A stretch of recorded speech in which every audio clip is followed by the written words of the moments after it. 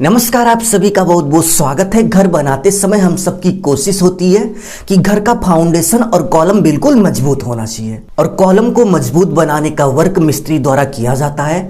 तो कुछ मिस्त्री इस तरह का कॉलम बना देंगे कि भाई साहब देखने से ही आपको बिलीव हो जाएगा कि इस कॉलम में किसी भी तरह की दिक्कत नहीं है, यह कॉलम पूरी तरह से मजबूत है। जैसे आप यहाँ पे देख सकते हैं कि मिस्त्री ने पूरी ईमानदारी के साथ एक अच्छा कॉलम बनाया है, जिसे देखने से ही लग रहा है कि भाई साहब इस कॉलम में कोई भी दिक्कत नहीं है।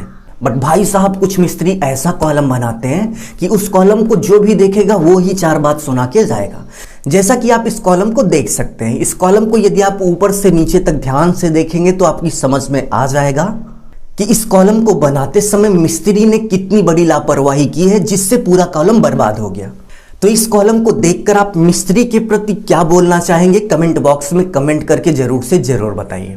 तो चलिए आज के इस वीडियो में हम आपको अंतर दिखाते हैं कि एक बुद्धिमान मिस्त्री और एक ऐसा मिस्त्री जो कॉलम बनाते समय अपने दिमाग का यूज नहीं करता, पूरी जिम्मेदारी का परिचय नहीं देता, तो उसके द्वारा कॉलम किस तरीके का बनाया जाएगा, हम दोनों में अंतर देखेंगे।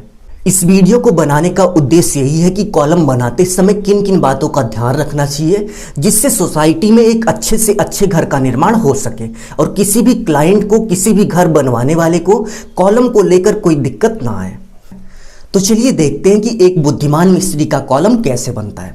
कॉलम बनने के बाद जो सबसे बड़ी दिक्कत आती है कि यदि एक लाइन में 10 कॉलम है तो 10 में से 1-2 कॉलम इधर उधर हो जाते हैं, यानी कि एक सीध में नहीं रहते हैं। तो इस समस्या का समाधान करने के लिए जो बुद्धिमान मिस्त्री होता है वो कॉलम बनाने से पहले कॉलम की मार्किंग करके स्टार्टर बनाता है। आप देख सकते हैं कि कॉलम को एक सीध में रखने के लिए कुछ इस तरीके से सबसे पहले मार्किंग की जाती है और मार्किंग करने के बाद इसी मार्किंग पर स्टार्टर बनाया जाता है।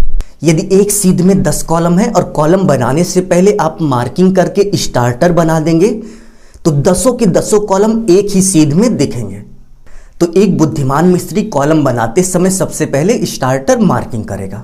यदि आप कॉलम बनाने से पहले स्टार्टर मार्किंग करके स्टार्टर बना लोगे तो सभी कॉलम एक सीध में आएंगे। और यदि हम दूसरे टाइप के मिस्त्री की बात करें तो वो कॉलम बनाते समय स्टार्टर नहीं बनाएंगे, वे कॉलम की शटरिंग करेंगे और कॉलम की शटरिंग करने के बाद तागे से एक बार चेक कर लेंगे कि हमारा सभी कॉलम सीधा है या नहीं। और यदि आपने बिना स्टार्टर लगाए कॉलम की शटरिंग लगा दी तो कॉलम में कंक्रीट फिल करते समय कॉलम थोड़ा बहुत इधर उधर हो जाता है, यानी कि थोड़ा सा टेढ़ा हो जाता है। तो यही सबसे बड़ा कारण है जिससे कॉलम एक सीध में ना रह के थोड़ा बहुत टेढ़ा हो जाता है। तो आप कमेंट बॉक्स में कमेंट करके जरूर से जरूर बताइए कि जिस समय आपके घर का कॉलम बन रहा था उस समय स्टार्टर मार्किंग की गई थी या नहीं। प्रॉब्लम नंबर 2 की बात करें तो कॉलम में यह प्रॉब्लम देखी गई है कि यदि आप सही से कॉलम नहीं बनाते हैं तो कॉलम कहीं ना कहीं थोड़ा बहुत टेढ़ा हो जाएगा। तो ऊपर से नीचे की डायरेक्शन में कॉलम टेढ़ा ना हो तो इसके लिए बुद्धिमान मिस्त्री कॉलम की शटरिंग करने के तुरंत बाद एक बार प्लम बॉब यानी कि साहुल से चेक कर लेते हैं कि कॉलम की शटरिंग सीधी है या नहीं। यदि कॉलम की शटरिंग टेढ़ी दिखाई देती है तो इस सिचुएशन में सपोर्ट लगा के कॉलम की शटरिंग को सीधा कर दिया जाता है, क्योंकि कंक्रीट डालने के बाद यदि शटरिंग टेढ़ी है तो टेढ़ा कॉलम बनेगा और यदि शटरिंग बिल्कुल सीधी है तो सीधा कॉलम बनेगा। इसीलिए जो बुद्धिमान मिस्त्री होते हैं वो कॉलम की शटरिंग करने के तुरंत बाद प्लम बॉब से चेक करते हैं कि कॉलम की शटरिंग बिल्कुल सीधी है या नहीं। और इसके साथ साथ कॉलम में कंक्रीट फिल करने के बाद, कंक्रीट डालने के बाद एक बार फिर से चेक किया जाता है कि कॉलम बिल्कुल सीधा है या नहीं, क्योंकि कई बार ये भी देखा गया है कि कंक्रीट डालते समय कॉलम थोड़ा इधर उधर हो जाता है। और वहीं दूसरी तरफ आपने जरूर से जरूर देखा होगा कि नीचे से ऊपर की डायरेक्शन में जाने पर कॉलम ऊपर कहीं ना कहीं थोड़ा बहुत टेढ़ा हो जाता है। तो इसका मतलब आप समझ जाइए कि कॉलम बनाते समय मिस्त्री ने साहुल का उपयोग सही से नहीं किया, कॉलम को साहुल में नहीं बनाया, कॉलम को प्लम बॉब में नहीं बनाया। सो यदि आप चाहते हैं कि आपके घर का कॉलम बिल्कुल सीधा हो तो कॉलम की शटरिंग करने के बाद एक बार आपको प्लम बॉब से चेक करना है, यानी कि साहुल से चेक करना है, और सेकेंड टाइम आपको दोबारा कंक्रीट फिल करने के बाद भी चेक करना है कि कॉलम बिल्कुल सीधा है या नहीं। यदि आप इतना करते हैं तो आपका कॉलम नीचे से ऊपर की डायरेक्शन में बिल्कुल सीधा होगा। कई बार यह भी देखा गया है कि शटरिंग टेढ़ी होने से भी कॉलम टेढ़ा हो जाता है।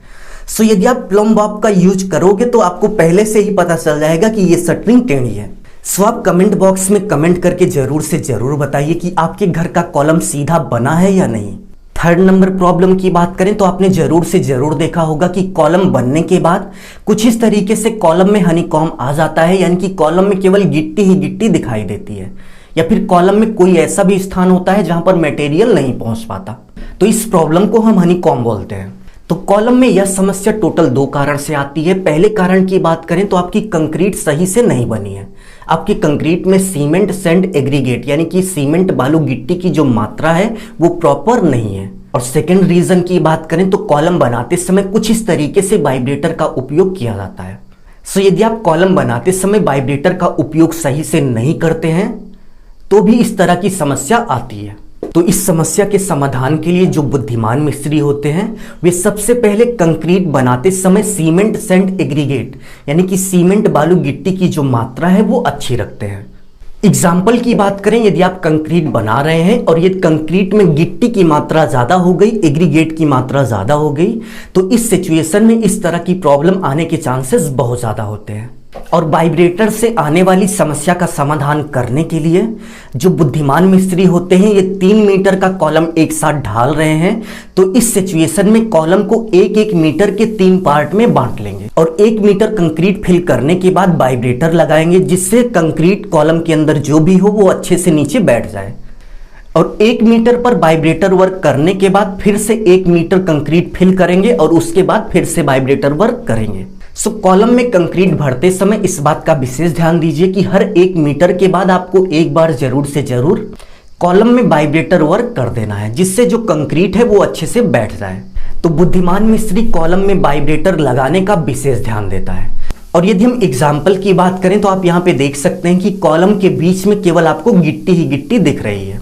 तो यहाँ पर कंक्रीट बहुत ही अच्छी बनी थी, कंक्रीट में कोई दिक्कत नहीं थी, बट कॉलम को फिल करते समय केवल यही दिक्कत थी कि सही से वाइब्रेटर वर्क नहीं किया गया।